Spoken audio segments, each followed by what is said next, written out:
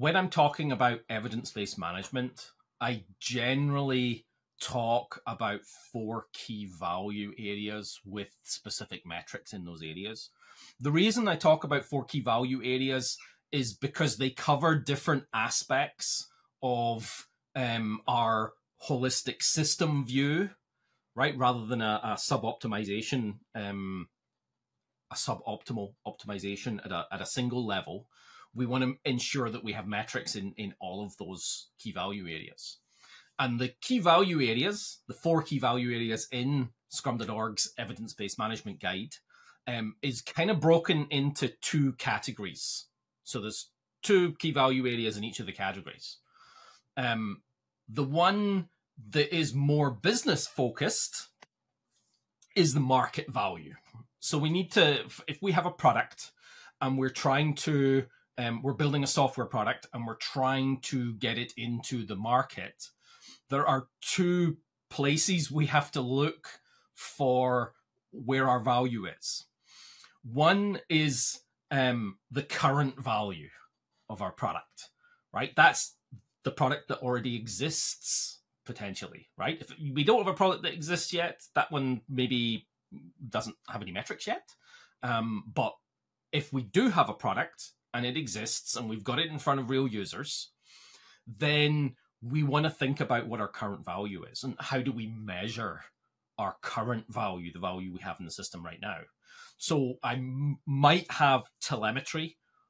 In fact, don't might, just do it.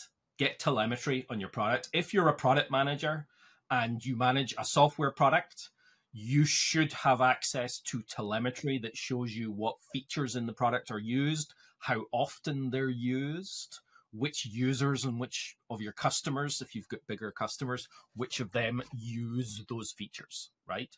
That's part of your evidence-based decision-making process. But also, are your customers satisfied with your product, right? Are they actually satisfied? So you could do that with surveys. That's a very lagging one. Telemetry is almost immediate. You could have real-time telemetry on what's going on in your product, or near real-time, right? And that's us understanding our current value, the product we have in the market right now. And it could be how much money we're making from it right now is also part of that, or revenue by employee, or there's a bunch of metrics you can use in that current value space. But then we've got this idea of unrealized value.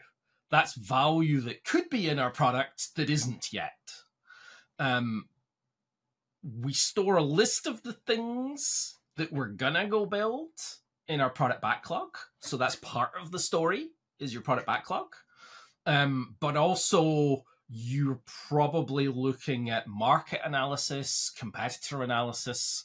You're probably looking at industry trends to figure out how can we open out new markets for our product, right? That unrealized value piece is actually the scenario I like to use for market value is why TV show makers generally prefer to invest in a new show, brand new series, than to add another season to an existing series, right? And the reason is that a second season to an existing series is almost never going to have a higher audience. Almost never going to have more. Your first season is your maximum amount of audience, and then over time it's going to dip, and how good the show continues to be will be, it'll either be a holy moly, that's bad, or it's a slow decline over time. And that's why you have shows like Halo, which was just cancelled, the new Halo show, which it showed a steep decline in the second season, so they're not going to do a third. Or you think of another show, I think it's Cable and Wireless, which was Supernatural, which went for 16 seasons, 16 years before they finally brought it to an end. And that's because that line is declining, but it's declining at a slower pace. So there's still enough money to be made to make it worth investing in that show. But if we do something brand new that the audience has never heard of, that doesn't know whether it's good or bad, right? Then we can just open out that new market, that new group of people, and bring it into seeing that show. So you're more likely to have a higher audience for a new thing than you are for adding features to an existing thing that existing people use, because existing people are the ones that are caring about it. You're already shortening your audience. And the same is true for features in your product, right? Whenever you add a net new feature to your product, that's you opening out new markets, new opportunities, new capabilities for your customers, brand new capabilities that will hopefully be able to bring in new customers that you didn't have before, or even whole new segments of customers that you didn't have before into your story. But that takes a lot of effort and focus and data and analysis, right? And trying stuff, experimentation, hypothesis-driven engineering practices sit in that space where we're going to keep trying new stuff to re-engage or re-engage with users in that unrealized value space. So that's our market value at the top. That's the focus of, I mean, it's the focus of everybody, right? Let's be clear that we want to have as many product developers as developers in our team, and not just jobbers doing the job, right? Product, we're looking at how do we all work together to make this product a success. We need experts as well that maybe don't care about that stuff. They care about their piece, but we want at least some of this. But that's where product ownership kind of sits, right? In the Scrum world, is focusing on unrealized value and current value, the market value, and then up into the rest of the business. So product management sits in that space, and hopefully we have some product management skills in the developers on the team, product developers. We have a good product owner who is a product manager who understands Scrum. We have other people in the organization also looking at this. You might have marketing, that's people with a marketing skill set that's looking at this, people from a sales skill set that's looking at this, and all working together to start funneling features and capability and ideas into what are we going to do in this product. That's market value. The other piece is organizational capability. This is the piece that if you're on an engineering team, you lead an engineering team, or you're part of an engineering organization, this is the piece that you have 100% control over, right?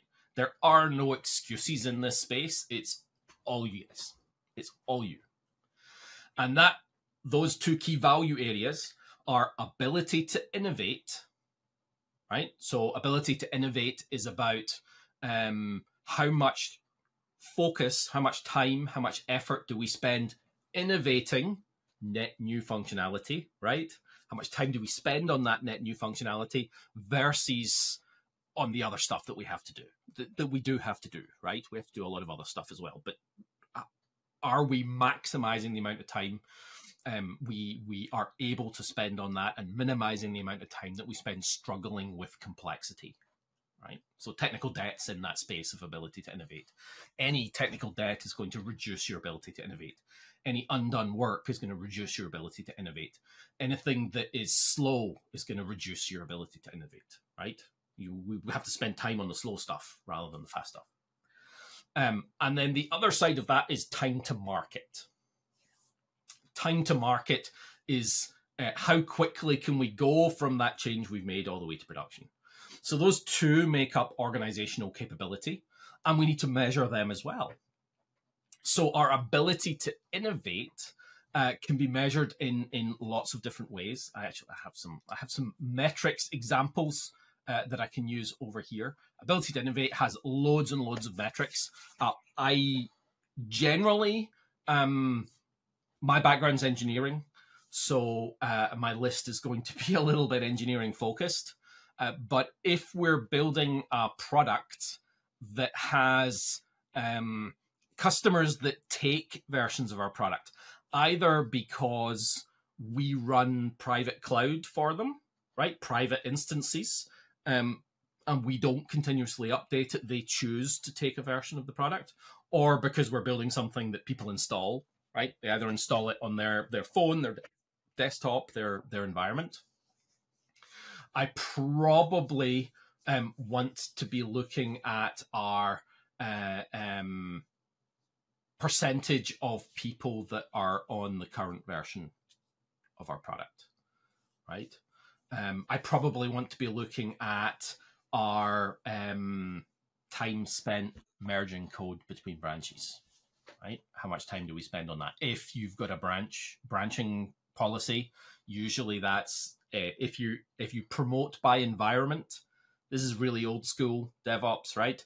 But if you promote by environment, dev, QA, staging, production, right? So normally it's 4 environments, and you promote by environment, i.e. you're merging code between those actual versions of your code that are then deployed to physical environments. That's really old school, by the way. Don't do that anymore. But if you're in that world, then we might want to measure the amount of time we spend merging the code between branches, right? Yeah, that could be a lot of time. I worked with an organization a few years ago that had 90 teams in 13 locations in 9 different countries, I think. They know who they are when I describe that. But they had a single product that had 90 odd teams working on it, 90 odd active branches.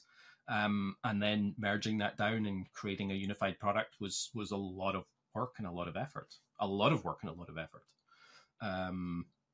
So getting a new version of your product was difficult, right? Ensuring that everything works together, ensuring that all of those things work well. So that could be something you measure. So installed version index, time spent merging code, production incident count. How many incidents are you having in production? Because if we're innovating and we're shipping pad quality code, then we're going to have a higher level of incidents in production, right? So we need to have both positive and negative measures. Like, we're doing the innovation really well. Yeah, but we're delivering crap to production. Okay, well, we need to fix that. When that's not going to help ensure that our customers are happy with us on the top side of that story, right? But probably the biggest ones in there are the 2 biggest ones that I think are easiest to collect from a data perspective are innovation rate. So what percentage of your time do you spend on net new functionality versus maintenance versus support, right? This is the age-old CapEx versus OpEx conversation, or can be, right, depending on your product and your organization. So how much time do you spend on those things? Obviously, you want to be spending more time on capital expenditure because it's taxed differently anyway, right? That's from a financial perspective, that's a good idea. But also, we want to the capital expenditure investing in our product's future and new features and new capabilities is the thing that's going to bring in net new users, which is hopefully going to translate to revenue. So we want to be looking at innovation rate. That's a big part of the story. And the other one that I like to look at is technical debt. Technical debt is really important. I generally use Sonar Cube to do that. You can do on-prem or you can use their cloud version. If you're open source, it's free. If you're not open source, you have to pay, right? But Sonar Cube looks at code bases using industry standards and recognize industry standard metrics for technical debt. It looks for known code flaws, right? So there are constructs that people create in specific languages. Let's say I write in C#, right? So, or PowerShell. But if I'm writing in C# and I run Sonar Cube against it and it tells me, here's a whole bunch of security problems you have in your code, I should really go fix them, right? They're potentials known potentials. We at least don't have known potentials for vectors for attack, right? There will be other vectors that you don't know about, but at least don't have the ones you do know about. It could have code smells, right? Things that are just constructed in a way that means it will be more difficult to maintain and support. These are things that we can fix, that we can monitor and we can fix. When you do run it first, it's going to look nasty. It's going to find like 6,000 things that are a problem. But if you have a policy of leaving any code a little bit better than you found it, then if you're going to edit some code, look up the metrics for that part of the code base, fix any of those problems, then make changes to the code, then revalidate, and you should find that it gets a little bit better over time. That's just policies and procedures for the team, right? Make things a little bit better. So that technical debt is super important, and it's much easier to collect than you think. You just apply Sonar Cube, but it's really hard to do something with it. There's definitely a human thing that when we see 5,000 things dumped on us that your thing's rubbish, we get dejected. I think that's the right word. Unhappy with that, and let's ignore that, right, instead. So that's really important. Ability to innovate is one of our key stories here. But the other one is time to market. Time to market is about how quickly we get our product into production. Good examples in the industry of fast time to market are things like Facebook, 12.5 minutes from developer code commit to production, 12.5 minutes. That's including all testing and load testing and stress testing and all those kind of things. That's super quick, right? Starbucks, at least when company I worked for engaged with them back 13 years ago-ish, they had decided that their effective planning horizon, i.e. time to market, effective planning horizon for changes they needed to get was 48 hours. So from implementing a thing that they wanted to get out into production to actually being out in production, they wanted to be 48 hours. That was a business decision, right? Another one is, and this one's a little bit more, it could be, what's it called when it's not like a tale rather than reality? But I heard tell that, it's not my experience, but I heard tell that when after Windows Vista quality debacle fixed in Windows 7, and then the Windows 8 usability debacle fixed in Windows 8.1 a year later, that Satya, the CEO of Microsoft, reasonably new to it at the time, went down to that team, the Windows team, which is like 4,500 software engineers cutting code every day, right? So this is a lot of people. And basically said to leadership that we've taken a business decision. We want to see working copies of Windows in the hands of real users at least every 30 days. We want it rolled out to everybody in the world at least every 90 days. And they said, that's impossible. You can't do that. And he said, it's not my problem. That's an engineering problem. This is a business decision. Your job is to make it happen. Go figure it out. And that business decision is what birthed Windows 10 and that new release cadence, and that now the ability, they're less than 24 hours from code to production inside of Microsoft, a week to production for, 17 million people in the Insiders program. And then every 3 months they do that big ship to everybody in the world, the 950 million other people that are using Windows. So that cadence means that you need a higher quality on a daily basis. So time to market, we've got the technical debt story on the other side, but the time to market story brings in things like cycle time, release frequency, how often you release. I think back in 2012-ish, let's call it 2010, probably to be safe, you could probably count on both hands the releases for major. In fact, you can count on one hand the releases for major software products from Microsoft, right? The releases to production for major software products from Microsoft. As of about 2018, they were doing 86,000 deployments a day, right? That's a huge difference. And it takes time and effort to get there. You have to pay back your technical debt. You have to build architectures in your product that support it. You have to build teams and knowledge and skills that support it. But once you get there and you're on that continuous cycle, you can fix stuff much more quickly. You can, any changes you do make have a lower impact, right? Because you have that, instead of promoting through environments where it's easy to miss stuff, they promote through, it's usually called a ring-based deployment structure or controlled exposure to production, where you're actually in production very quickly, but on a small subset of users, and then continually increase the potential blast radius. And you're hoping, right, if each of those rings has enough people in it, and you're monitoring the telemetry and understanding what's going on within that space, you should minimize the chance of things making it into production.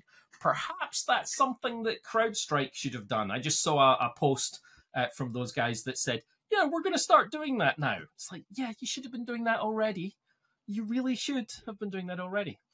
So that move, that time to market, getting things quickly, lead time, cycle time, how quickly you get things in front of customers, time to change direction, right? If you're doing something and you find out it's the wrong thing, how quickly can you change direction? Time to build, time to self-test. How quickly can your developers test things locally? I think the Azure DevOps team was like 6 weeks to get a build out the door back in 2010, 6 or 8 weeks to get a build out the door. And now they're doing continuous delivery. So they're delivering it out the door every day.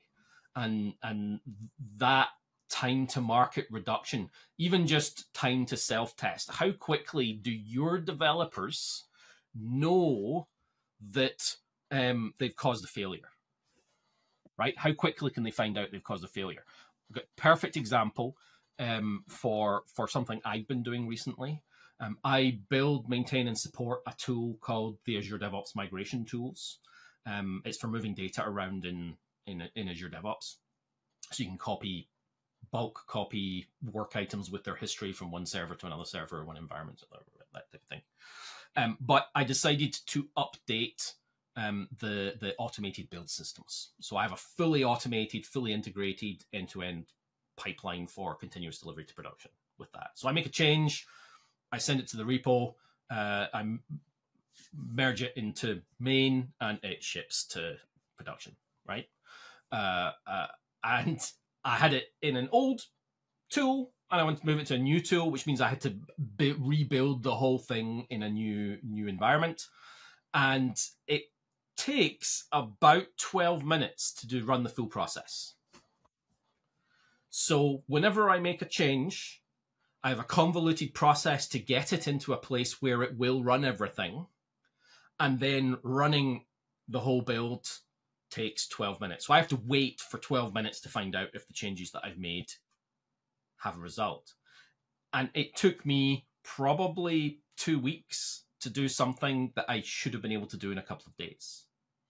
Whereas when I'm making change to the code of the product that it's shipping, I just make a change, run all the unit tests, and within a few seconds, I know whether the change I made was successful or not. And now I can make another change. And a few seconds later, another change, another change.